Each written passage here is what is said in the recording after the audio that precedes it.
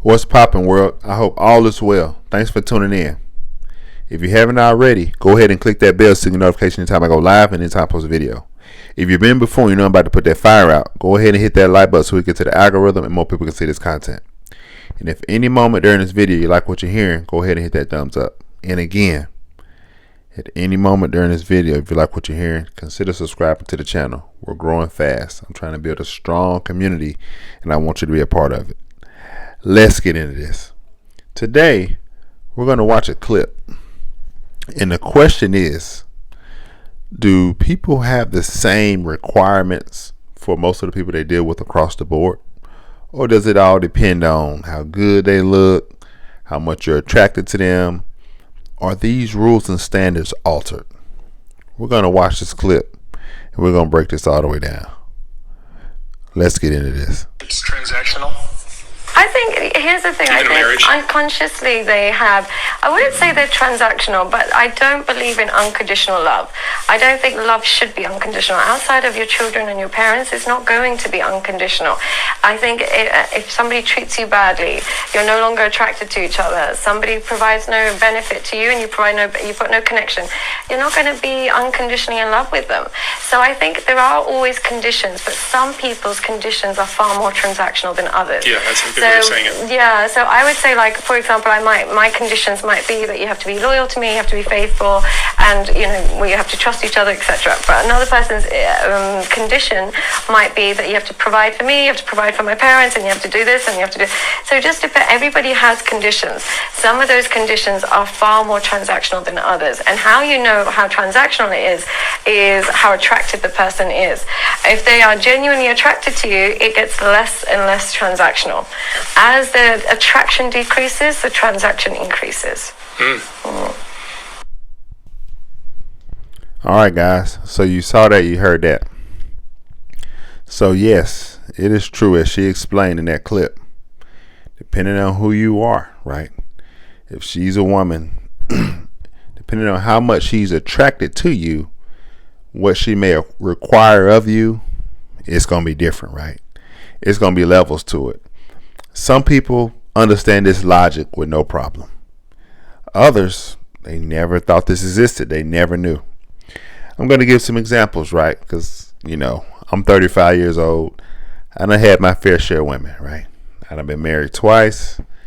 I got experience. I got wisdom, right? So the thing about it is this. Throughout my life, I played sports, had souped up cars, had street cred, been well known. You see me, right? So I've had my advantages out here. Now, in regards to the dating scene, over the years, there's been times where I may hang out with this girl, I may hang out with that girl, and it didn't take me long to hit the jackpot. That's why I'm just saying it like that. It didn't take me long to hit the jackpot. Maybe a day, maybe a week, but it didn't take me long to hit the jackpot.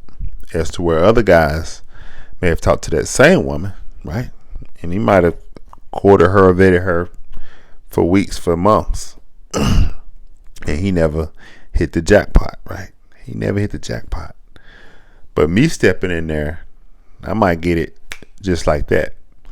Another thing, you got guys who could have dated this same particular woman, and he had to take on 3 or 4 dates, do this, do that, just to keep her around.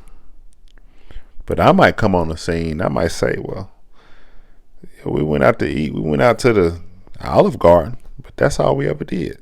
Other than that, she came to the house every day. And then some days I went over her house and we kicked it. Everything was cool. But I ain't have to spend no money like that. I ain't have to do this. I ain't have to do that. But then the guy would have to realize, it's levels to all of this, right? People are going to move differently depending on who they got on their hands. And vice versa. You got women out there who are top notch versus women who are, let's just say, average, right? I could get with a woman and I could consider her top notch. I might take her here, take her there, spend some money here, spend some money there. You know, move around with her, let her meet the parents, let her meet the homeboys, whatever. Give her the whole line of treatment, right? You can have another girl, and we all know this. Come on now. Some of y'all ain't really saying that. Another girl, you ain't gonna spend no money on her. You ain't gonna really take her nowhere, right? She just what you would call a jump off or whatever. Or at least you're gonna treat her. Maybe she's not a jump off. Maybe she's a quality girl, but her level of attraction ain't there or whatever. You don't value her like that, so you don't take her nowhere. Only what you do is bring her back to the house. You might go to her house, but y'all ain't gonna be seen in public, so on and so forth. But there's levels to all of this, right? You got men who have to wine and dine women day in and day out and go all out.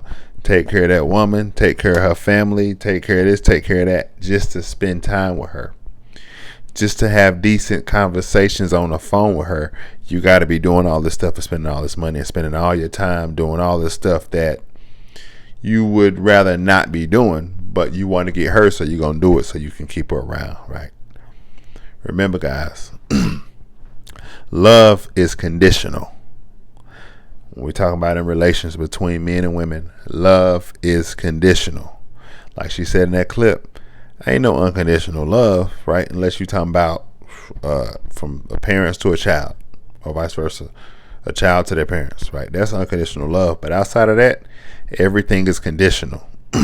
Everything you're doing is all the love you're receiving is based on what you can do or what you are doing, right? Again, all the love you're receiving is based on what you can do or what you are doing, right? That's what majority of love, especially in regards to men and women in relationships and marriage. And marriage. In 99% of the marriages, that love is conditional. There may be a 1% out there to where this woman and man is going to love each other no matter what the other person does. But that is rare. That is extremely rare. Most love in regards to relationships and marriage, 99% is going to be conditional. It's going to be based on what you're going to do, what you are doing, what you can do. That's what it's going to be based on.